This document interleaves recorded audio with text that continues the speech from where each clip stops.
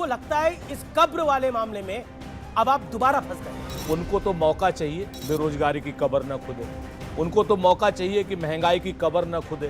केवल जहर उगलना है, औकात दिखा देंगे मोदी को। अब मैं सवाल रुक जाइए, मत करिए ऐसे। सवाल पूछूंगा मैं। निंदक नीरे राखिए, आंगन कुटी छुआए, बिन पानी बिन साबुन निर्मल करे सुबह। लेकिन जब देश का गार्जियन ही कहे कि 5-5 किलो रोज भर के हमें गालियां दी जाती है और उसका हम खाद बनाते हैं और वोटों की फसल उस पर काटते हैं, बताओ कब कहा का, बताओ कब कहा का, नहीं कह रहे कि नहीं कहा।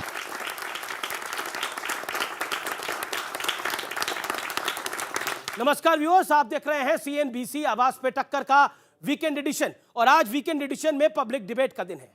कल कांग्रेस ने मोदी तेरी कब्र खुदेगी वाला सियासी एक्शन दिखाया, लेकिन आज मोदी ने भी इस पर जोरदार रिएक्शन दिया। मोदी ने कहा कि जिन्हें देश ने नकारा वो माला जप रहे हैं और कह रहे हैं कि मोदी तेरी कब्र खुदेगी, लेकिन देश कह रहा है कि मोदी तेरा कमल खिलेगा। अपने पिता पर अपशब्द को लेकर भी प्रधानमंत्री मोदी ने जोरदार पलटवार किया। कहा कि ऐसी विकृत बातें करने वालों को जनता करारा जवाब देगी। लेकिन आज की सियासत में भाषा का स्तर गिराने वालों के लिए 16वीं सदी में कबीर दास जी ने एक दोहा लिखा है, ऐसी वाणी बोलिए मन का आपा खोए, औरन को शीतल करे आपू शीतल होए। इसका अर्थ है कि हर इंसान को ऐसी वाणी बोलनी चाहिए जो सुनने वाले के मन को अच्छी लगे और साथ ही बोलने वाले का मन भी आनंदित रहे। लेकिन हमारे नेता उल्टा चल रहे हैं, उल्टी गंगा बहा रहे हैं और एक नया ट्रेंड शुरू हो गया है। पहले अपशब्द बोलो, फिर या तो माफी मांग लो या यह कह दो कि जुबान फिसल गई थी। सवाल है कि जुबान फिसल रही है या फिर नीयत फिसल चुकी है। आज इसी पर होगी जनता जनार्दन के बीच, देश के युवाओं के बीच देश की सबसे बड़ी बहस, सियासत में किसकी कब्र खुदेगी। कल कांग्रेस ने मोदी तेरी कब्र खुदेगी वाला एक्शन दिखाया।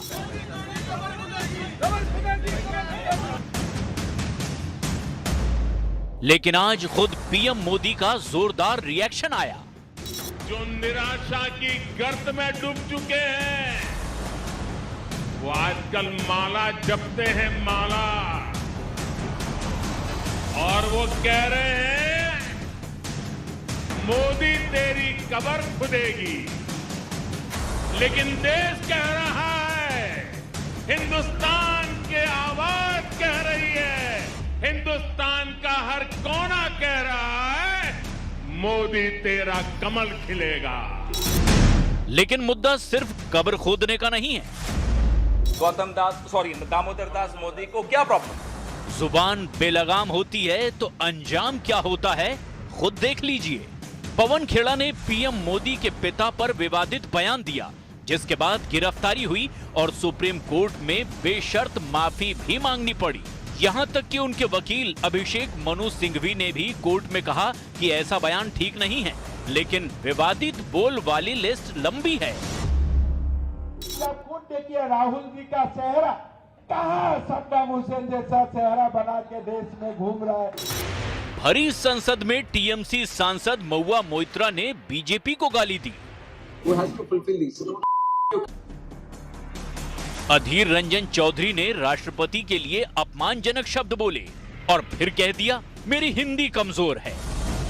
राष्ट्रपति राष्ट्रपति कहते कहते अचानक मुंह से राष्ट्रपति निकल चुके।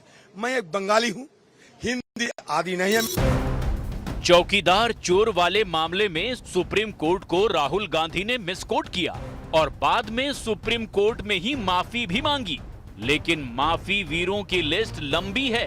अरविंद केजरीवाल ने स्वर्गीय अरुण जेटली पर बिना किसी तथ्य के भ्रष्टाचार का आरोप लगाया। मानहानि का केस हुआ तो केजरीवाल ने भी कोर्ट में माफी मांग ली।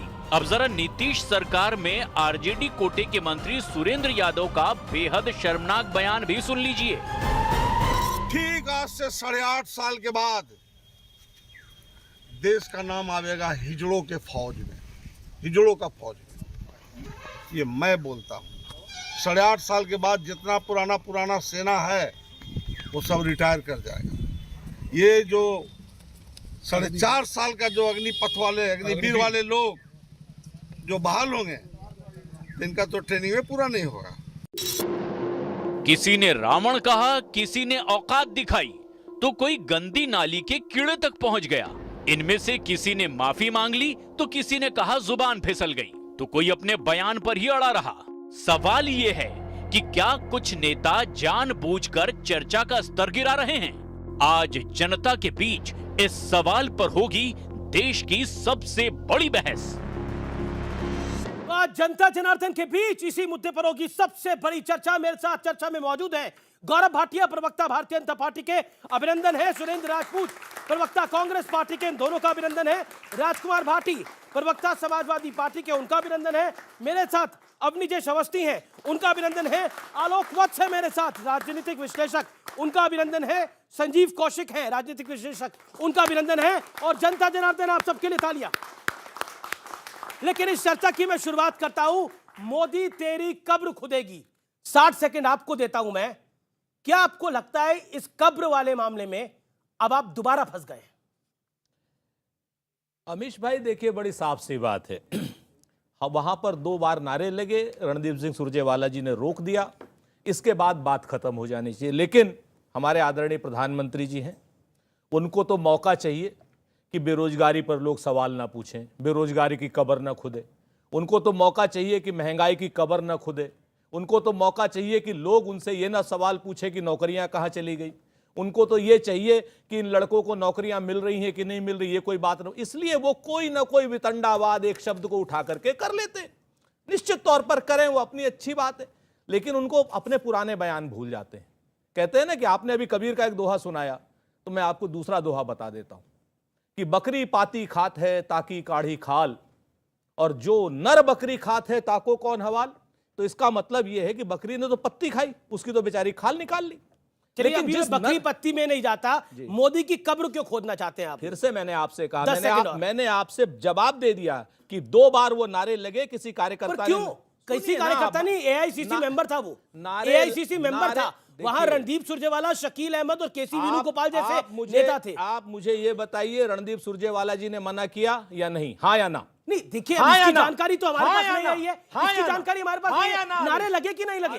नारे लगे कि नहीं लगे? रणदीप सुरजेवाला जी ने उसको तुरंत रोका। लगे, वो गलत है, बहुत स्पष्ट। इससे ज्यादा मैं क्या कहूं? लेकिन आप लोग चूंकि आरोपित करना चाहते हैं, आरोपित नहीं आप लोग बेरोजगारी पर सवाल नहीं कराना बेरोजगारी चाहते, पर आप मोदी की महंगाई कब्र पर आप सवाल खोद नहीं रहे हैं। कराना चाहते हैं। इसलिए आप इन सारे मुद्दों का, आप भी और नरेंद्र मोदी जी भी, दोनों मिलकर अच्छा मुद्दा आप दे रहे हैं को बना रहे। अच्छा एक बताइए, ये एक सेकंड, जनता से मैं पूछता हूं, ये नारे किसने लगाए? ये नारे किसने लगाए? कौन जवाब देना चाहते हैं? नारे किसने लगाए? कौन जवाब देना चाहता है? खड़े खड़े खड़े खड़े के बोलिए। एआईसीसी मेंबर्स ने ये नारे लगाए हैं। एआईसीसी मेंबर जो वहाँ पे वो मौजूद थे। आप क्या कहना चाहते हैं? वहाँ पे मौजूद जो कार्यकर्ता थे उन्होंने नारे लगाए। जहाँ वहाँ पे मौजूद कार्यकर्ता तो उन्हीं की पार्टी के थे ना, तो उन्होंने। तो दोषी नरेंद्र मोदी हैं कि कांग्रेस के कार्यकर्ता हुए, कांग्रेस के नेता हुए? जो वहाँ प्रवक्ता, जो वहाँ जो नारे लगाए वो दोषी हुए ना, उनको उनके खिलाफ हम नारे लगाए तो वो दोषी। महिला कुछ कहना चाह रही है, बोलिए। कांग्रेस के कार्यकर्ता थे, उन्होंने नारे लगाए थे। बड़ी शर्म की बात है जो कह रहे हैं कि मोदी तेरी कब्र खुदेगी। आप ऐसा क्यों बोलते हो कि जो आज कांग्रेस के झंडे उठाने वाला भी कोई नहीं है, उसका पतन हो चुका है, तब भी आप ऐसी भाषा बोलते हो? ये भाषा मतलब आप सोचिए जी। अब ये जनता का मानूस है। सुनिए ना, जवाब सुन लीजिए जनता के लिए। बहन जी, मैं आपसे पूरी जिम्मेवारी से कह रहा हूं कि नारे हमारे कार्यकर्ता ने लगाए, बिल्कुल हमने कहा, लेकिन उसके बाद कोई सुनना नहीं चाह रहा है कि 2 बार जैसे ही वो नारे लगाए, वहीं पर हमारे नेता रणदीप सुरजेवाला जी ने उनको विरोध करके बंद करा दिया। आप मुझे बताइए, नारे लगे गलत, नारे लगे गलत, लेकिन आप ये कहिए कि उसके बाद या तो बंद नहीं करते। कोई नहीं होता ऐसे में आपको गलत क्या बात करते हैं आप? गौरव भाटिया, ठीक है। अच्छा ये इंपॉर्टेंट पॉइंट है। जी एक सेकंड। गौरव भाटिया वो कह रहे हैं कि नारे 2 बार ही लगे, उसके बाद उनको रोक दिया गया। लेकिन प्रधानमंत्री मोदी ने कहा कि ये कहते हैं कि मोदी तेरी कब्र खुदेगी, लेकिन जनता कह रही है कि मोदी तेरा कमल खिलेगा। देखिए, सर्वप्रथम तो एक बात कहूंगा, जिस व्यक्ति पे जो हिमालय की तरह ऊंचा है, कर्तव्य परायण है, निष्ठावान है, मेहनती है, ईमानदार है, 140 करोड़ भारतीयों का आशीर्वाद है, कोई माइका लाल पैदा नहीं हुआ है कि नरेंद्र मोदी जी की कब्र खोद दे। पहली बात। दूसरी बात, मैं कांग्रेस पार्टी का आपको बताता हूं विरोधाभास क्या है। झूठ भी बोलेंगे लेकिन सलीका भी नहीं आता है। राहुल गांधी झूठ बोलते हैं, कान पकड़ के माफी मांगते हैं सर्वोच्च न्यायालय में, आई एम सॉरी, चौकीदार चोर है, गलती से बोल दिया था, मिस्टेक हो गया था, माफ कर दीजिए। अब देखिए, इन्होंने कहा कि ये तो गलत है। इनके ट्विटर अकाउंट पे अभी वो वीडियो अभी भी है, कांग्रेस के हैंडल पे। अब आप मुझे बताइए ये क्यों नहीं हटाया? अगर इतना ही गलत था तो खड़गे जी को माफी मांग के कम से कम ये वीडियो तो हटा देना चाहिए था। ये क्या दिखाता है कि टीवी स्टूडियो में जब जनता सामने होती है, इनको खुद पता है अंदर से कृत्य कितना गलत है, और इसीलिए इस तरह की दोगली बात करते हैं। लेकिन असलियत क्या है? केवल जहर उगलना है। तीसरी बात, लेकिन आप भी तो पकड़ लेते हैं एकदम। क्या पकड़ लेते हैं? मतलब ये फुल टॉस देते हैं, आप भी तो छक्का मारने की बाउंड्री के बाहर कोशिश करते हैं। अमित जी आपके प्रधानमंत्री नहीं है? नहीं बिल्कुल है, लेकिन मैं कह रहा हूं उनको पकड़ गाली लेते हैं, देना पॉलिटिकली ठीक है? पकड़ लेते हैं। कब्र खोदना ठीक है?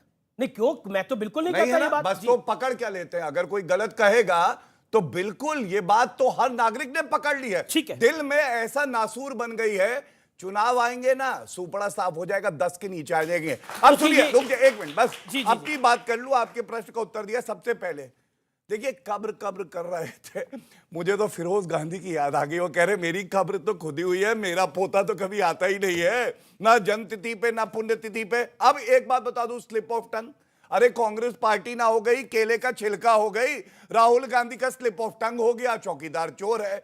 अभी आपने दिखाया अधीर रंजन चौधरी राष्ट्रपति की जगह राष्ट्रपति कह दिया, हमारे राष्ट्रपति को, कह रहे स्लिप ऑफ टंग हो गया। अब पवन खेड़ा जी का स्लिप ऑफ टंग हो गया, सुप्रीम कोर्ट में स्लिप ऑफ टंग माफी मांग रहे हैं, और कबर खुदेगी के नारे लग रहे हैं एयरपोर्ट पे। नागरिकों की जान को खतरा था, आपको मालूम है अमीर जी? नागरिकों की जान को खतरा था, और जो इन्होंने अपराध किया है, मैं आशा करता हूं कि उस पर कार्रवाई भी होगी। उम्र कैद की सजा है कि आप टारमैक पे विरोध करें, प्रदर्शन करें और एक फ्लाइट को उड़ने से रोके, उम्र कैद की सजा है। इन सबको जेल की सलाखों के पीछे नहीं, वो तो जी अब वो कह रहे हैं कि आप प्रदर्शन कर रहे थे। पवन खेड़ा ने जो प्रधानमंत्री के पिता के बारे में अमर्यादित टिप्पणी करी, जिसके लिए उन्होंने अनकंडीशनल यानी बिना शर्त के माफी तक मांगी है सुप्रीम कोर्ट के अंदर। उस एफिडेविट की कॉपी मेरे पास है। ऐसा कर्म ही क्यों करते हैं जिसमें माफी मांगनी पड़े? बिल्कुल सही कहा आपने। हम लोग तो हैं, कम से कम अगर कोई स्लिप ऑफ टंग हुई माफी तो मांग लेते हैं, लेकिन वो शख्स माफी भी नहीं मांगता जो जर्सी गाय कहता है, विदेशी बछड़ा कहता है, जो 52 करोड़ की गर्लफ्रेंड एक मर्यादित महिला को कहता है, जो संसद के अंदर एक सम्मानित महिला को सुरपणखा कहता है, जो कहता है कि ये 52 करोड़ की गर्लफ्रेंड, जो कहता है दीदी ओ दीदी, आज तक वो तो माफी भी नहीं मांगता है। सच बात यह है अमीश जी, एक नहीं 120 उदाहरण बताता हूं भारतीय जनता पार्टी के नेताओं के। ये माफी वीर क्या बात करेंगे? अंग्रेजों के जमाने से आज तक माफी ही तो मांगते आ रहे हैं, आज और कर क्या रहे हैं? अभी तो माफी वीर की लिस्ट में आप काफी आगे दौड़ रहे हैं। माफी वीर इधर राहुल गांधी, मैं बता देता हूं, एक सेकंड ये जजमेंट है गौरव जी अरे भैया, माफी वीर की बात कर रहे हैं, इधर राहुल गांधी ने माफी मांगी है, इधर अभी हम कुछ कहेंगे तो फिर एक FIR करो। आज तक आप हमको एक बात बताओ, आज तक आपने कभी नीरव मोदी को डिबोर्ड कराया? प्लेन में हजारों करोड़ रुपए लेकर के भाग गया। ललित मोदी को डिबोर्ड कराया आपने? किसी को डिबोर्ड कराया आपने? वो संदेशरा को डिबोर्ड कराया? या वो मोदी जी के दोस्त मेहुल भाई चोकसी, उनको डिबोर्ड कराया? डिबोर्ड कराएंगे आप एक ऐसे आदमी को जो विदेश भी नहीं जा रहा था। एक सवाल है मेरा, आप लोग पवन खेड़ा के पक्ष में वहां बैठे हुए थे और वहां नारे लग रहे थे मोदी तेरी कब्र खुदेगी। क्या आपको लगता नहीं है ये आपके लिए पॉलिटिकली भी बहुत बड़ा डिजास्टर है आप लोगों के लिए? कितनी भी बात कह ले, हमने जवाब पहले दे दिया कि वो 2 नारे 2 बार गलत लगे, सार्वजनिक रूप से कह रहा हूं। तो हटाया लेकिन क्यों नहीं? उसके बाद सुनिए आप बात पूरी, उसके बाद मैं आपसे बताऊं, अगर वो एडिटेड नहीं होगा तो हट भी जाएगा। दूसरी बात आप अभी तक क्यों नहीं हटा?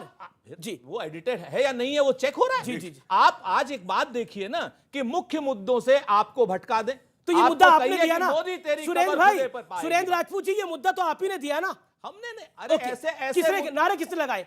नारे आप लोगों ने लगाए। अमीश भाई, मोदी के पिताजी के बारे में शब्द आपके प्रवक्ता ने बोले, मुद्दा आपने दिया। आप इनके मुद्दे उठाइए, आप नरेंद्र मोदी की कब्र खोदने का मुद्दा उठा रहे हैं। कह तो रहा हूं, मैं तो इन्हीं के मुद्दे उठा रहा हूं। गौरव भाटिया, देखिए गौरव भाटिया, इतनी जल्दबाजी क्यों थी? ये सवाल पूछा गया, डिवोट क्यों नहीं? डिवोट करने की इतनी जल्दबाजी? वो आतंकवादी था, बताए ना जरा सा। 24 घंटे पहले एफआईआर हुई ठीक है sir, you made your point. 20 घंटे लगते हैं उस जगह से वहां से इतनी हासमाव से जल्दबाजी लेकर क्यों के थी आने बड़ा चार्टर्ड प्लेन से पुलिस अंदर को की लेके भड़ास आए। निकल जाने दीजिए। और अरे हमारी भड़ास नहीं, हम तो डरने लग चलिए गए ठीक भाई। है। अब देखिए, पहली बात, कांग्रेस पार्टी के वेरीफाइड ट्विटर हैंडल पे जो वीडियो है उसकी जांच पड़ताल चल रही है कि एडिटेड है कि नहीं है। मतलब ऐसा बयान कोई प्रवक्ता कांग्रेस का ही दे सकता है कि edited video verified Twitter handle पे डल रहे। लेकिन बात क्या है बड़ी, मैं आपको बताता हूं। देखिए, कल एक बहुत बड़ी चोरी पकड़ी गई कांग्रेस पार्टी की, पूरी जनता ने देखा। ये देखिए, राहुल गांधी का एक बयान है, देश की कोर्ट नरेंद्र मोदी जी चला रहे हैं। राहुल गांधी, मैं ये पूछना चाहता हूं, अगर देश की कोर्ट नरेंद्र मोदी जी चला रहे हैं तो सर्वोच्च न्यायालय ने अंतरिम जमानत कैसे दे दी? इसका मतलब, और जयराम रमेश क्या बोले, टाइगर अभी जिंदा है, सुप्रीम कोर्ट टाइगर है। मतलब राहुल गांधी तो चूहा है, गलत बोल रहा है, तभी तो ये हुआ। सर्वोच्च न्यायालय ने एक आदेश दिया। दूसरा सुनिए, अब बीच में मत देखिए, आज महंगाई पे चर्चा नहीं है, बेरोजगारी पर नहीं, आज महंगाई पे चर्चा है भी नहीं, और बेरोजगारी की नहीं खोदने देंगे। देखिए यही बीच में क्यों बोल रहे हैं अमित जी, मैं सिर्फ इतना पूछ रहा जी। हाँ देखिए, अब 2007 में आपको थोड़ा सा पीछे ले जाना पड़ेगा। गाली गलौज, संवैधानिक पद पे मुख्यमंत्री नरेंद्र मोदी जी थे, और ये सोनिया गांधी का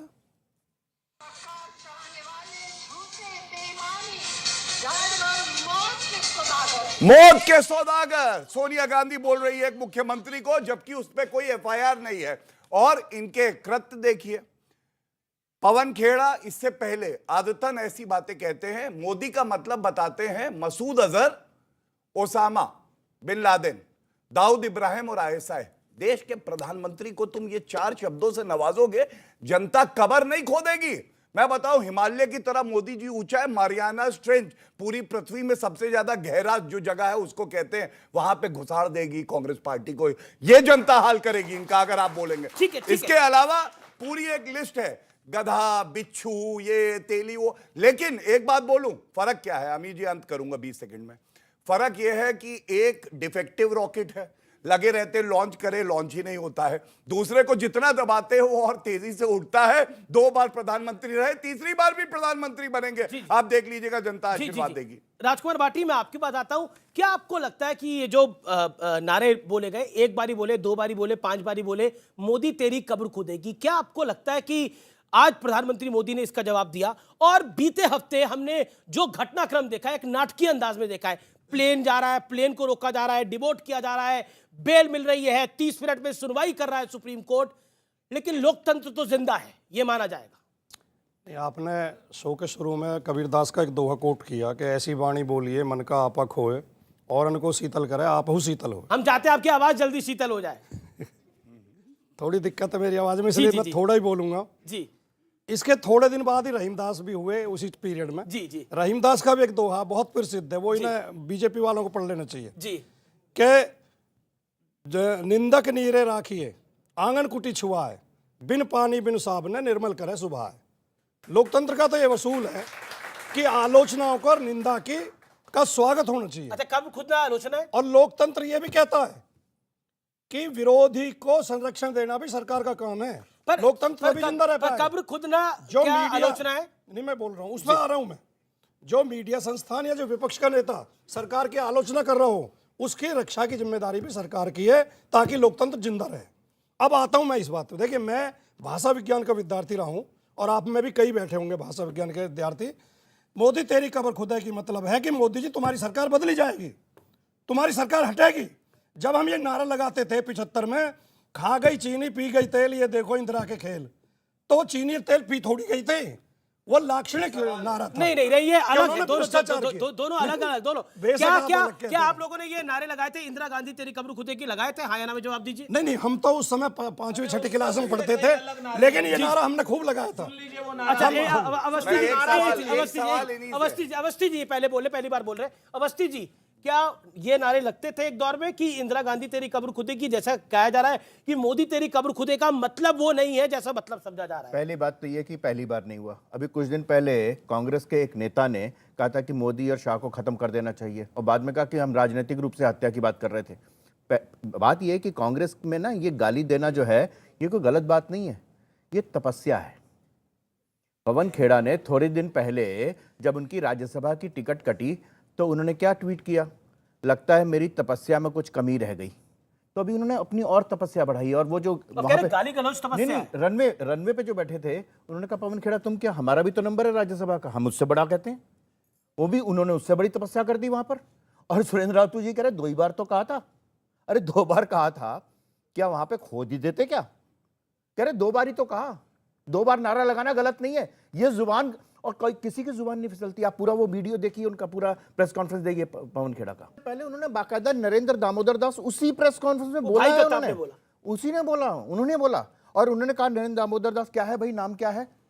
ये आप कह लीजिए वहां पे जाकर के सुप्रीम कोर्ट में माफी मांगते हैं जाकर के आप वहां पर, लेकिन वास्तविकता तो सबको मालूम है ना, देश को सबको मालूम है। वीडियो प्ले कर लेते हैं, ये वीडियो प्ले कर लेते हैं। 1 सेकंड मैं वीडियो प्ले करता हूं।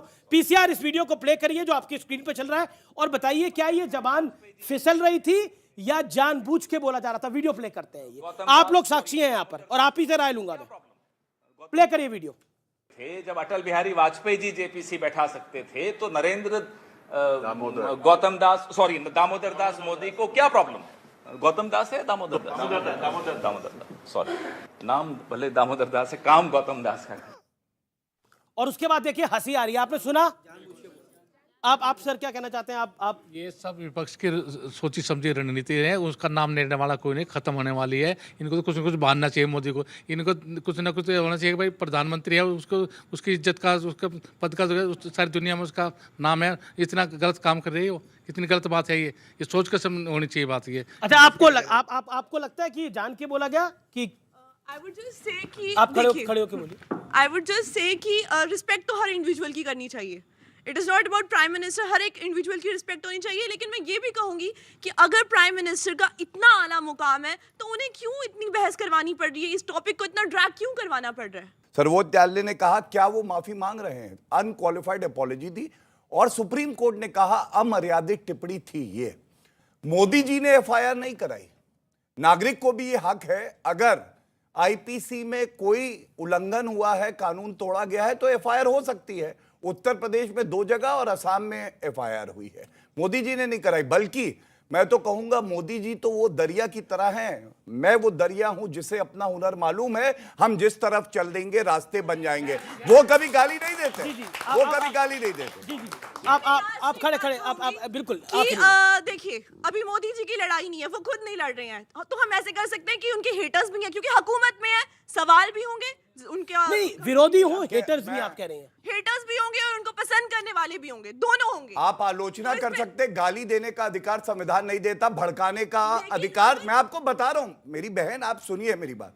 आप किसी की आलोचना कर सकते हैं, आप गाली दे के वो डेफमेशन हो जाएगा, और अगर भड़काएंगे तो इंसाइटिंग हो जाएगा, वायलेंस का वो अपराध है इंडियन पीनल कोड में। अगर वो हुकूमत में है तो उन्हें बुरा भी बोला जाएगा, अच्छा भी कहा जाएगा, गाली दी जानी चाहिए, नहीं देनी चाहिए। And he is apologizing for that, and I said कि he should apologize for that। Surendra Rawat 30 second, फिर मैं आपकी बता रहा हूं मैडम। आप हम जनता के सामने एक चीज के लिए भी क्षमा मांगना चाहते हैं कि 70 सालों में भारतीय जनता पार्टी ने जिस तरीके से हेट स्पीच की हमारे प्रधानमंत्रियों के लिए, जवाहरलाल जी के लिए, इंदिरा जी के लिए, राजीव जी के लिए, सोनिया गांधी के लिए, मैं कहता हूं अभी जिस समय वो था, भाटी साहब यहां गवाह हैं, संघ के लोग, भारतीय जनता पार्टी के लोग जब जनता पार्टी बनाए थे तब कहा था गली गली में झंडी है, इंदिरा गांधी आगे नहीं बोलूंगा, ये बाकायदा ये नारा लगा था।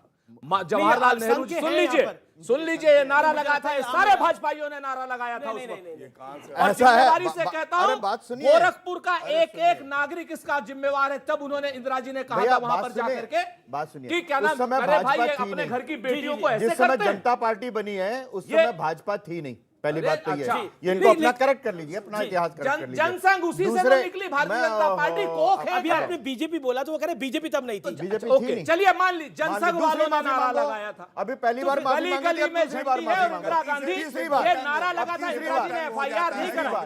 एक करके आपने बहुत गंभीर आरोप लगाया, गलती करी हम लोगों ने, 70 साल में हमसे गलती हुई, आप लोगों को जेल में नहीं ठूसा। जेल में नहीं ठूसा?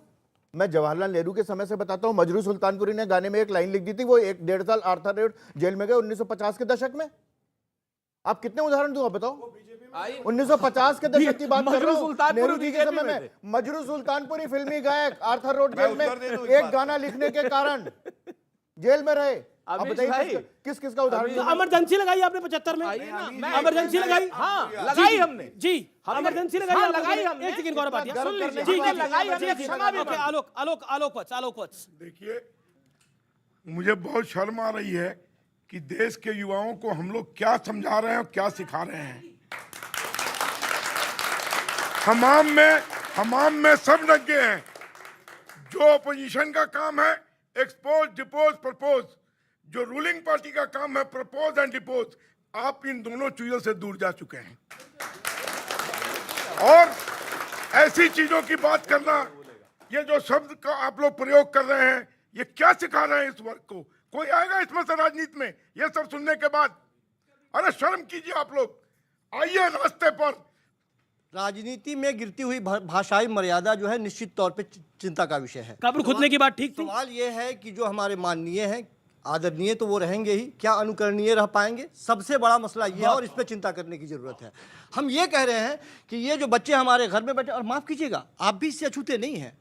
आप जैसे लोग यदि इस बात पर चर्चा करेंगे और इसको ज्यादा फैलाएंगे तो फिर ये चर्चा नहीं होनी चाहिए। नहीं, सुनिए, इसी का नतीजा है कि आज टेलीविजन डाइनिंग हॉल से निकल करके बेडरूम में चला गया है। इन बच्चों के सामने वो नहीं है। हम पहले डिबेट को सुनाते थे, बिल्कुल मैं सहमत हूँ वक्त साहब से, हम पहले बच्चों को सुनाते थे डिबेट, संसद में जो चर्चाएं चलती थी वो सुनाते थे। अब सवाल ये है, संसद में तो हम है नहीं। अब सवाल ये है, संसद में जो है उनको आप बोलिए, लेकिन आपने एक बात बोली, आपने एक सेकंड एक लाइन, आपको मैं 2 लाइनें बोलने का मौका। आपने एक बड़ी अच्छी बात बोली, आपने बोला अमीश जी देखिए आप लोग भी जिम्मेदार हैं। अच्छा, गाली किसी के प्रधानमंत्री के पिता के बारे में एक प्रवक्ता दे, मीडिया उसको चलाए भी ना, कोई कहे कब्र खुदेगी तो मीडिया उसे चलाए भी ना, कोई कहे राहुल की शक्ल किसी फलाने नेता से मिल रही है तो मीडिया उसे चलाए भी ना। मीडिया का काम है रिपोर्ट करना। हम रिपोर्ट करते हैं जो होता है, हम रिपोर्ट करते हैं जो होता है जनता के बीच में। मैं सिर्फ ये कह रहा हूँ कि पत्रकारिता का छात्र मैं भी रहा हूँ और मैंने भी ये पढ़ा है कि कुछ बातें ऐसी होती है जिसको दरकिनार कर दी जाती है, जिन्हें दबाया जाए, समाज हित में उसको दरकिनार कर दी जाती है। यदि वो बातें दरकिनार कर दी जाती तो आज शायद ये लोग सार्थक मुद्दे पे बात कर रहे हैं। मतलब आप कह रहे हैं आप नहीं, मेरा प्रोफेसर मुझे सिखाता है कि आप कह रहे हैं कि अगर कुछ होता है तो उसको दबाया जाए। जितने भी ओपोजिशन है, इसको सरकार में आने की कोई जल्दीबाजी नहीं है। ये बार बार कुछ ऐसी हरकत करता है कि नरेंद्र मोदी जी का गोल खुद ही हो जाता है। अच्छा, एक बात, सुरेंद्र राजपूत 30 सेकंड, 1 सेकंड। जी राजकुमार भाटी। संजीव जी ने जो कहा जी कि मीडिया ऐसी चीजों को दिखाता है जो नहीं दिखानी चाहिए, खराब चीजों को ज्यादा उठाता। आपने कहा कि हम दिखाएं क्यों नहीं, हम तो मीडिया। आपकी बात भी सही है, लेकिन मैं बहुत ईमानदारी से कहना चाहता हूं इस देश में अच्छा भी बहुत घटित हो रहा है, अच्छा भी बहुत लोग बोल रहे हैं। तो उस इस तरह चीजों जब वैक्सीन बनी तो हमने दिखाई, जब आपने बोला वैक्सीन हम नहीं लगवाएंगे, ये मोदी की वैक्सीन, हमने वो भी दिखाया। तो हम क्या करें? हम तो दोनों पहलू दिखा रहे हैं। हमने तो ये भी दिखाया कि हमने भारत ने वैक्सीन बनाई और उसमें लिख दिया सर्वे भवन्तु सुखिना कि पूरा, और हमने वो भी दिखाया जो नेताओं ने बोला कि वैक्सीन हम नहीं लगाएंगे, ये नरेंद्र मोदी की वैक्सीन है, हमने वो भी दिखाया। तो ये जनता को पहचानना है कि कौन सही कौन गलत। हमारा काम है सच को पटल पे रख देना। गौरव भाटिया, मैं आपके पास आता हूँ। जी आऊंगा मैडम, मैं आऊंगा आपके पास आऊंगा। एक सेकंड सुरेंद्र राजपूत जी, गौरव भाटिया 30 सेकंड। आलोक जी ने एक बात कही और मैं जब भी बात करता हूं प्रयास ये रहता है तथ्यों में बात करूं। आपको मैं याद दिलाता हूं, नरेंद्र मोदी जी चुनाव प्रचार कर रहे थे, उन्होंने प्रियंका वाड्रा के बारे में एक सवाल पूछा गया, उन्होंने कहा मेरी बेटी। और उसके बाद एक पत्रकार ने उसी के कुछ दिन बाद पूछा नरेंद्र मोदी जी के बाद, तो प्रियंका वाड्रा गांधी ने कहा नीच राजनीति करता है ये व्यक्ति। अब बताइए, संस्कारों का और सोच का ही फर्क है। आप कह सकते गाली किसी को भी नहीं देनी चाहिए, लेकिन गाली दे कौन रहा है? एक तो किसी व्यक्ति के बारे में गाली, उसके स्वर्गीय पिता, और तीसरा संवैधानिक पद पे बैठे हुए व्यक्ति के बारे में। दूसरा उदाहरण आपको देता हूं, गुजरात में। क्या जनता को पसंद है ऐसे नेता जो गाली देते हैं? गुजरात में खड़गे जी ने कहा यह 100 सर वाला रावण है, उन्होंने कहा यह झूठों का सरदार है। मधुसूदन मिस्त्री वरिष्ठ नेता है, उन्होंने कहा औकात दिखा देंगे मोदी को। अब मैं सवाल प्लीज रुक जाइए, मत करिए। सवाल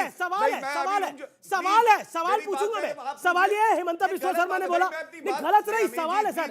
हिमंता बिस्वा शर्मा ना, सवाल तो पूछने देंगे ना। हिमंता बिस्वा शर्मा ने बोला, नहीं गुजरात में बोला हिमंता बिस्वा शर्मा ने कि राहुल गांधी की शक्ल सद्दाम हुसैन से मिलती है, क्या वो जायज था? आपके उत्तर को थोड़ा सा इंतजार इसलिए करना पड़ेगा कि एक पत्रकार में संयम होना चाहिए। मैं बताऊंगा आपको, मैं बताऊंगा, लेकिन इतना जरूर कहना चाहूंगा, जनता ने जवाब दिया। 156 सीटें भाजपा की आई, 27 साल से सरकार है, 7वीं बार जीत दर्ज हुई और इतिहास लिखा गया, और कांग्रेस की 34 सीटों पे जमानत जब्त हुई। अब आपका सवाल, उत्तर लीजिए। सद्दाम हुसैन कहना गलत है, यही बोल रहे हैं ना आप? तो मैं पूछना चाहता हूं, राहुल गांधी ने विदेशी धरती पे जाके ये क्यों बोला था, सद्दाम हुसैन और गद्दाफी भी चुनाव जीतते हैं, मोदी जी जीते तो क्या है? तुलना करी थी कि नहीं? आप फैक्ट चेक कराइएगा। माफी मांगनी चाहिए राहुल गांधी को कि नहीं? बोलिए, ये आपके प्रश्न का उत्तर है। इसलिए फैक्ट पे बात करिए। आप लोग भी विदेशी धरती पर जब सद्दाम हुसैन नरेंद्र मोदी को, गद्दाफी नरेंद्र मोदी को बोलते हैं, गौरव भाटिया का ये आरोप है, तो फिर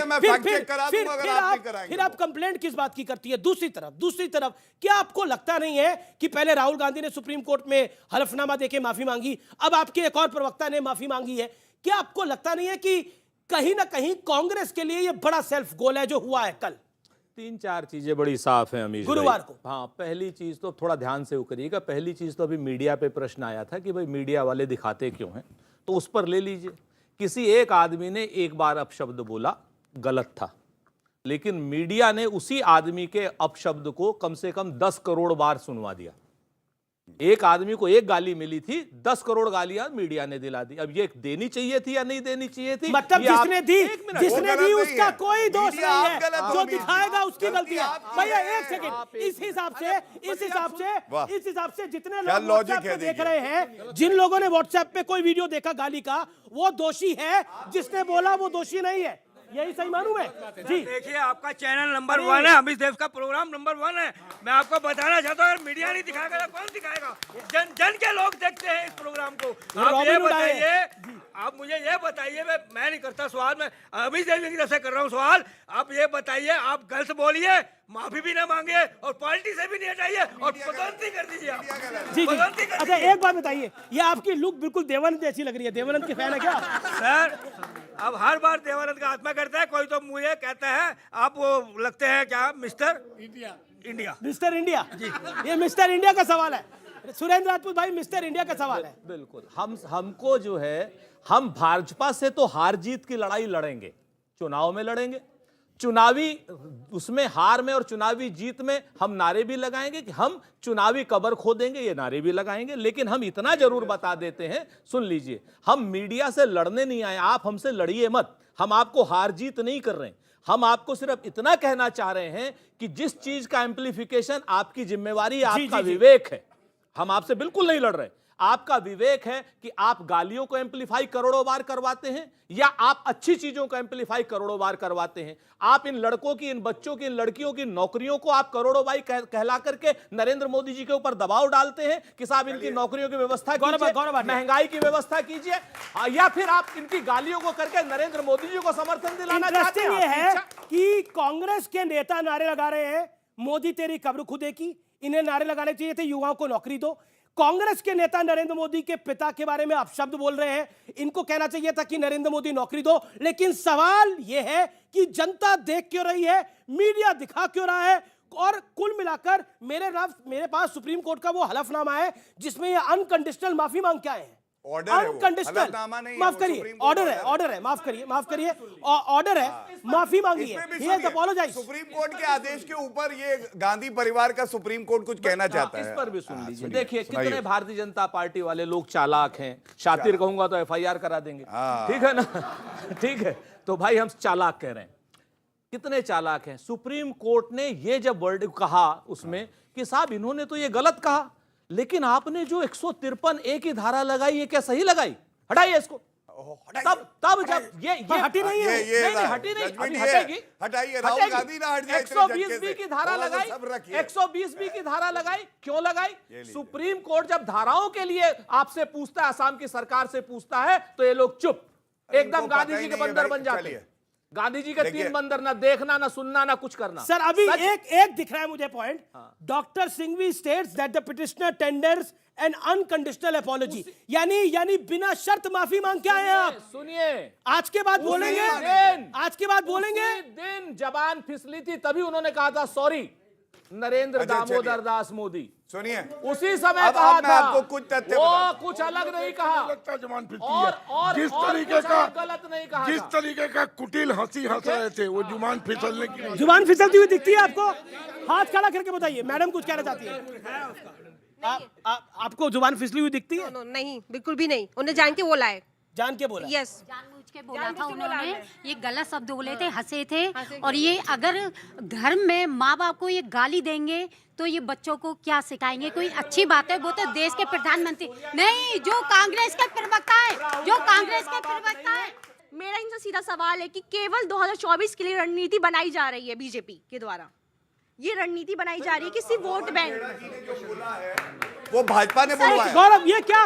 ये एक उनको बोलने की सवाल तो आप सवाल तो पूछ रहे हो पूरा। सुनिए, 2024 की रणनीति बनाई जा रही है, केवल वोट बैंक बनाया जाएगा जनता को। आप कह रहे हैं पवन खेड़ा बीजेपी की वजह से सवाल पूछ रहे हैं ऐसा? जी सर, मेरा केवल ये कि जो टारगेट किया जा रहा है एक पॉइंट को लेके ये क्या हो रहा है भैया? सब गोलमाल है, सब गोलमाल है गौरव भाटिया। ऐसा है। अभी तक तो कहा जाता था कि विदेशों में मोदी जी की चल रही है, भाई कोर्टों में चल रही है, इलेक्शन कमीशन में चल रही है। अब कहा जा रहा है, अब कह रहे हैं, अब कहा जा रहा है ना मीडिया में भी चल रही है, आप कह रहे हैं। लेकिन अब ये कहा जा रहा है कि पवन खेड़ा में भी मोदी जी की चल रही है। देखिए, राहुल गांधी ने कहा नरेंद्र मोदी जी को डंडे मारे जाएं, चौकीदार चोर है, हमने बुलवा दिया। खड़गे जी ने कहा 100 सर वाला रावण, हमने बुलवा दिया। अभी पवन खेड़ा ने बोला हमने बुलवा दिया, कबर खुदेगी, हमने बुलवा दिया। अगर हम इतने शक्तिशाली हैं तो कांग्रेस पार्टी तो कब की खत्म हो गई होती। अभी भी 20-30 सीटें तो आई, 50 सीटों पे। अब सुनिए अमीर जी, एक मिनट। जी, सवाल सवाल है कि इलेक्शन आता है, तैयारी करते हैं 5 साल, लेकिन कोई भी इनका कांग्रेस पार्टी का प्रवक्ता हो, कोई भी कार्यकर्ता हो, ऐसी बात बोलता है कि उनकी सारी जो मेहनत होती है, चाहे वो यात्रा को लेकर बोल रहे राहुल गांधी, बिल्कुल एकदम पानी हो जाती है, खुद ही हार जाते हैं। इस सवाल पे ताली, इसकी क्या रणनीति है? इस सवाल पे ताली। ये एक बार बताइए, ये आप राहुल गांधी ने बड़ी मेहनत करी, राहुल गांधी ने भारत जोड़ो यात्रा करी, बड़ी मेहनत करी, राहुल गांधी ने बहुत बढ़िया काम किया। अब ये मट्ठा क्यों डाल रहे हैं आप सारे मिलकर? मट्ठा क्यों डाल रहे हैं? बहुत बढ़िया सवाल है अमीश भाई, और इसका बड़ी ईमानदारी से जवाब देता हूं कि हमारी पार्टी में आंतरिक लोकतंत्र है, सबको बोलने की स्वतंत्रता है। हमारी पार्टी बहुत पुराना हो गया। सुन लीजिए, अब बड़ा मसला है, आप हमसे लड़ते क्यों? नहीं, मैं लड़ नहीं रहा। अरे एक मैं बात कह रहा हूं बताओ, आपको, हम ये आपसे बड़ा नहीं पुराना हो गया। सुन लीजिए, हम आपसे नहीं जीत सकते भाई, हम भाजपा से जीतेंगे, हम आपसे नहीं जीतेंगे। हम आपको बहुत जिम्मेवारी से बताते हैं कि हमारी पार्टी में आंतरिक लोकतंत्र है। हमारी पार्टी नरेंद्र मोदी जी की तरीके से की पार्टी नहीं है कि जहां पर जो भी चीज पूछी जाए पीएमओ से या कहीं और से पूछ करके आई जाए। कभी कभी जबान भी फिसल जाती, कभी कभी मतांतर भी होता है, मतांतर भी हो जाता है। ये कहते हैं आंतरिक लोकतंत्र है, इसलिए ऐसा हो जाता है। नहीं, आंतरिक लोकतंत्र तो अपने वालों को गाली देंगे ना, आंतरिक लोकतंत्र का दूसरे को गाली दे रहे तो विपक्षी को गाली दे रहे, इसमें आंतरिक लोकतंत्र का आया? कहां छोड़ते हैं एक दूसरे को? ऐसा है। नहीं, ये तो बात मानेंगे आप भी, आपस में भी कहां कांग्रेस एक दूसरे को छोड़ रहे हैं? देखिए, एक बात बड़ी साफ सी है अमीश जी, एक बात बड़ी साफ सी है। अभी कुछ बातें कही गई, जिसमें एक बात कही कि वो सद्दाम हुसैन वाली बात, सद्दाम हुसैन नहीं कहा जाना चाहिए था, ठीक है, लेकिन आप एक बात ये भी तो बताइए, साइमल्टेनियस मोदी को हिटलर कहना तो आप ताली बजाएंगे कि बहुत अच्छा कहा भाई, विपक्ष का यही तो काम है, गाली देना। जहां पर जिस लोकतांत्रिक व्यवस्था में ये मान लिया जाए कि विपक्ष का काम सिर्फ गाली देना है, वहां विपक्ष नहीं रहता, विपक्ष होना चाहिए, विरोधी नहीं होना चाहिए। वक्त है एक ब्रेक का, आप देखते रहिए CNBC आवाज। वर्दी का इकबाल और रसूख होता है, और ये नरेंद्र मोदी जी और योगी जी ने दिखाया है।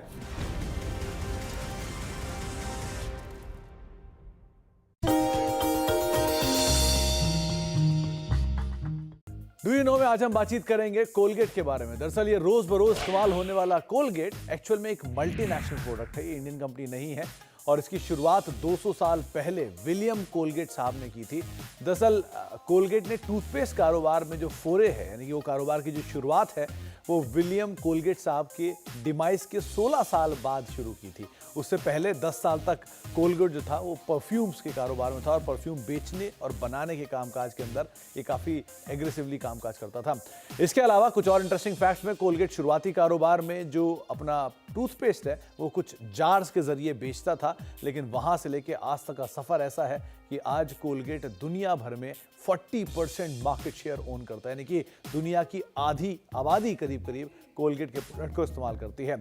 इसके अलावा कुछ और इंटरेस्टिंग फैक्ट्स में एक फैक्ट ये भी है, कोलगेट का कामकाज तो करीब 200 देशों में है, लेकिन कोलगेट महज 2 देशों में ही लिस्टेड है, जिसमें एक है यूएस और दूसरा है भारत। तो कुछ ऐसे इंटरेस्टिंग फैक्ट आपके लिए कोलगेट के लिए, साथ ही साथ कुछ और फैक्ट लेकर आगे भी हम आते रहे।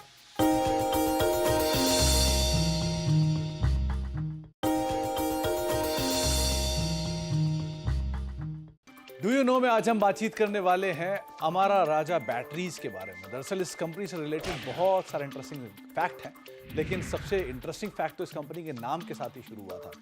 दरअसल इस कंपनी का जो नाम है अमारा राजा, वो एक्चुअल में जो एग्जिस्टिंग प्रमोटर हैं उनके ग्रैंड पेरेंट्स के नाम पर लिया गया था, जहाँ पर कंपनी के जो जयदेव गाला साहब हैं उनके ग्रैंड पेरेंट्स में उनकी माता जी का नाम था अमरावती और साथ साथ राजगोपाल नायडू, इन दोनों को मिला के कंपनी का नाम अमारा राजा बना है। बहुत सारे रोचक तथ्यों में से एक इंटरेस्टिंग फैक्ट ये भी है कि देश की हर तीसरी गाड़ी की बैटरी जो है वो अमर राजा बैटरी बनाती है, यानी कि हर तीसरी गाड़ी जो पावर्ड बाय है वो अमर राजा बैटरी है। साथ ही साथ सिंगापुर की हर दूसरी गाड़ी जो है वो powered by Amar Raja battery है। इसके अलावा कुछ और इंटरेस्टिंग फैक्ट्स में एक देश का सबसे मजबूत और सबसे बढ़िया टैंक अर्जुन टैंक, इसकी भी बैटरी अमर राजा की तरफ से ही प्रोवाइड किया जाती है। और अमर राजा बैटरी का ना केवल ऑटोमोबाइल में कामकाज है, बल्कि रेलवेज, डिफेंस, टेलीकॉम जैसे कई सारे और सेक्टर हैं जिसपे कंपनी का भी कामकाज है। तो कई सारे रडार्स के लिए भी कंपनी बैटरीज प्रोवाइड कराती है। इसके अलावा एक और इंटरेस्टिंग फैक्ट ये भी है कि देश का हर तीसरा टेलीकॉम टावर जिससे आप मोबाइल की कनेक्टिविटी पाते हैं, उन टेलीकॉम टावर की बैटरीज को भी अमर राजा बैटरी ही बैटरी प्रोवाइड कराता है। साथ ही साथ अमर राजा बैटरी ना केवल गाड़ियों के लिए, ऑटोमोबाइल के लिए, नेटवर्क्स के लिए, रेडार्स के लिए, टेलीकॉम के लिए, रेलवेज के लिए बैटरीज प्रोवाइड कराता है, बल्कि कुछ इंटरेस्टिंग फैक्ट में ये भी एक फैक्ट है कि अमर राजा बैटरी ताजमहल के लिए, अगर ताजमहल की जो बैटरीज हैं उनको भी अमर राजा बैटरी ही प्रोवाइड कराता है। ये वर्ल्ड के 7 वंडर्स में से एक वंडर है जिसको अमर राजा बैटरी प्रोवाइड करता है, फिर पावर सर्विसेज प्रोवाइड कराता है। इसके अलावा ना केवल इतना, बल्कि प्रेसिडेंट हाउस को भी अमर राजा बैटरी की तरफ से ही बैटरीज प्रोवाइड की जाती हैं फॉर पावर बैकअप्स। तो ये एक और रोचक तथ्य है, यानी कि अलग अलग सेक्टर्स के साथ साथ कई सारी हिस्टोरिक और बड़ी बिल्डिंग्स के लिए भी जो बैटरीज या पावर बैकअप्स प्रोवाइड किए जाते हैं वो अमर राजा बैटरी की तरफ से ही प्रोवाइड किए जाते हैं। और साथ ही साथ एक और इंटरेस्टिंग फैक्ट ये भी है कि ये कंपनी बैटरीज के अंदर मौजूद है, पावर सर्विसेज के अंदर मौजूद है, टेलीकॉम, डिफेंस, रेलवेज, ऑटोमोबाइल के साथ साथ ये कंपनी जूस के कारोबार के अंदर भी है। और आपको हैरत नहीं होना चाहिए, कंपनी के गाला के नाम से जूसेस भी आते हैं। तो दक्षिण भारत में अगर आपको कहीं ये जूसेस मिलेंगे भी तो आप वो समझ सकते हैं कि वो अमर राजा बैटरी के ग्रुप की, यानी गाला ग्रुप की तरफ से ही ये आपको प्रोवाइड किए जा रहे हैं। तो कुछ इंटरेस्टिंग फैक्ट अमर राजा बैटरी से रिलेटेड आए, कुछ और फैक्ट लेकर आते रहे।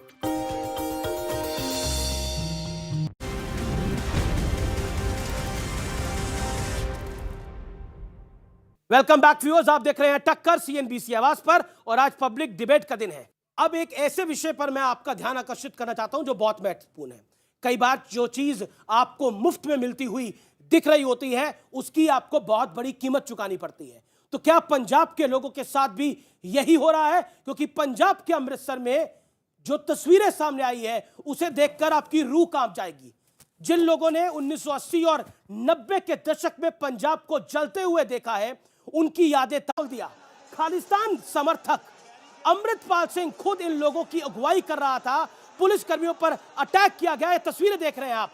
घायल हुए पुलिसकर्मी और अमृतपाल सिंह के करीबी लवप्रीत सिंह तूफान को पुलिस हिरासत से छुड़ाने के लिए सब कुछ किया गया। और इस हिंसा के नंगे नाच को पूरे देश ने देखा। जिस पुलिस ने अपहरण के एक मामले में उसे हिरासत में लिया था, तो क्या पंजाब में कानून का राज हाशिए पे पहुंच गया है? और लोग इसकी कीमत चुका रहे हैं, क्योंकि ये इस हफ्ते की सबसे दुखद तस्वीर है। और मैं चाहता हूं कि एक एक पैनलिस्ट इस पर अपनी राय दे, क्योंकि जो पंजाब में हुआ है ये वाकई बहुत ज्यादा दिल दहला देने वाला है। आप लोगों का शासन था पंजाब में, आपने अपने मुख्यमंत्री को भी गवाया है, क्या कहना चाहते हैं आप? मैं आपसे हमेश बहुत कम सहमत होता हूं। लेकिन आज मैं आपसे सहमत हूं, पूरी तरीके से सहमत हूं। जिस तरीके से पंजाब में दोबारा से अतिवाद का दौर लौट रहा है, क्योंकि ये बात कुमार विश्वास ने पहले भी कह दी थी कि अरविंद केजरीवाल चुनाव जीतने के लिए देश विरोधी ताकतों से भी हाथ मिला सकता है, और आज की डेट में वो देश विरोधी ताकतें सर उठा रही हैं। आज थाने पे कब्जा किया है उन लोगों ने, और पंजाब पुलिस को असहाय किया है, पंजाब पुलिस को बुरी तरीके से आतंकित किया है, और पंजाब पुलिस आज की डेट में डिमोरलाइज है। पंजाब पे गौरव भाटिया। देखिए, मैं इतना ही कहूंगा कि अराजक अपराध पार्टी का जो असली चरित्र है वो सामने आ रहा है। और जो बात कही अभी कांग्रेस के प्रवक्ता बता रहे थे, वो अमृतपाल कह रहा है कि जो कांग्रेस की सरकार का मॉडल था वो ही फॉलो हो रहा है, और ये कह रहे हैं कि सहमत है। गृह मंत्री को भी धमकी दे रहे हैं। देखिए, मैं फिर कहूंगा, प्रधानमंत्री हंसने की बात है, ये हंसने की बात है। देश के गृह मंत्री को धमकी दे रहे, ये हंस रहे, ये इनकी हालत है। अमीर जी, गृह मंत्री को धमकी न दे तब तक उसके खिलाफ नहीं बोलेंगे। जी। उससे पहले अमृतपाल इनका सगे वाला है। अमृतपाल जी, मैं केवल इतना कहूंगा, अमीर जी ने कहा देश के गृह मंत्री को धमकी दी जा रही है। कांग्रेस का प्रवक्ता हंस रहा था। कांग्रेस का प्रधानमंत्री जी की गौरव भाटिया पे हंस रहा है। अरे भाई, क्या हो गया? अभी जी, मैं ऐसे ये वो चिल्लाने वाले लोग हैं। आखिर वो अभी पता चले कबर खोदने लगे यहाँ पे हम दोनों की खोद। वो वाले लोग हैं। अरे डरते हैं सर, क्यों चिल्ला रहे? मैं इनके बीच आप उनसे डर रहे हैं, आप उनसे डर रहे हैं। बिल्कुल मत डरिए, दोनों गले मिलिए भैया जी। देखिए, मैं इतना ही कहूंगा, वर्दी का इकबाल और रसूख होता है, और ये नरेंद्र मोदी जी और योगी जी ने दिखाया है। और पंजाब में जो हो रहा है वहां पे वर्दी गिड़गिड़ा रही है। ये हमारी हार है, लेकिन कोई माइका लाल नहीं है कि अराजकता फैला सके। नरेंद्र मोदी जी यहाँ पे हैं और दिखाएंगे कि ये सारी तस्वीरें डराने वाली है। ठीक किया जाए। जैसे आपसे, आपके बारे में सुरेंद्र राजपूत ने कहा, मैं भी आज कभी उनसे सहमत नहीं होता, लेकिन उनसे सहमत हूं आज मैं।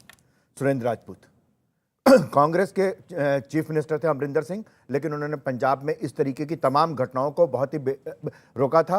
और जब वो कांग्रेस के चीफ मिनिस्टर थे तब भी मैं ये कहता था कि वो सबसे बढ़िया चीफ मिनिस्टर कांग्रेस के। जी, बहुत बहुत शुक्रिया आप तमाम लोगों का। फिलहाल CNBC आवाज की टक्कर में इतना ही। आपका वीकेंड बहुत अच्छा हो। गुड नाइट, नमस्कार।